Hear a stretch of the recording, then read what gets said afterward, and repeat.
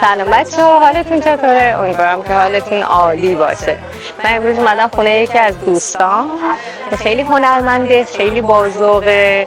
هر سال نزدیک سال تحویل، نزدیک عید نوروز یه مهمونی را میندازه برای اینکه حالا هوای نوروز رو برای ما زنده نگه داره. توی این مهمونی اما ما شیرینی‌های عید رو میپذیریم برای اینکه این استقبال عید و نوروز و اینا دیگه اینجا زنده بشه.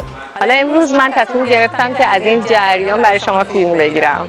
همراه من باشید. داریم میریم آغاز سال 1404 با بهترین دوستانمون و بهترین کارم اینه که با شیرینی پزی شروع بکنیم. عالی. چی از شیرینی بهتر؟ قطاب درست کنیم، نون خودچی، شیرینی اسکار، یه بیسکویت و شیرینی پفک گردویی میخوام درست کنم چون که خیلی خوشمزه و خیلی ساده. منم اینجا شاگردم، هر کی هرچی بگه انجام میدم.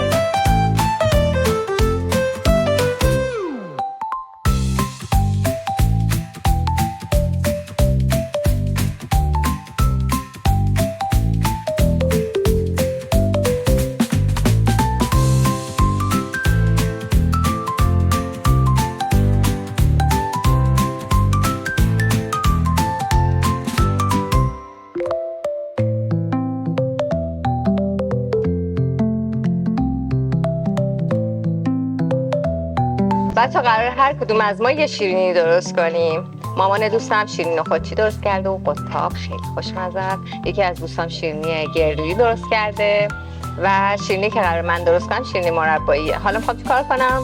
کره رو با پودر قند بزنم، بهش وانیل و تخم مرغ و آرد اضافه کنم. وقتی خمیرم آماده شد بذارمش توی یخچال یه ذره خنک شه، بعد قالب بزنم. الکی میگه.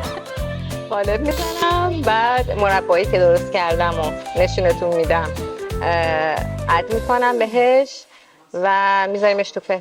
نه میذاریمش تو فر درش میاریم، بعد مربا رو بهش میذاریم. این اولین باریه که درست میکنم. بریم ببینیم چی میشه.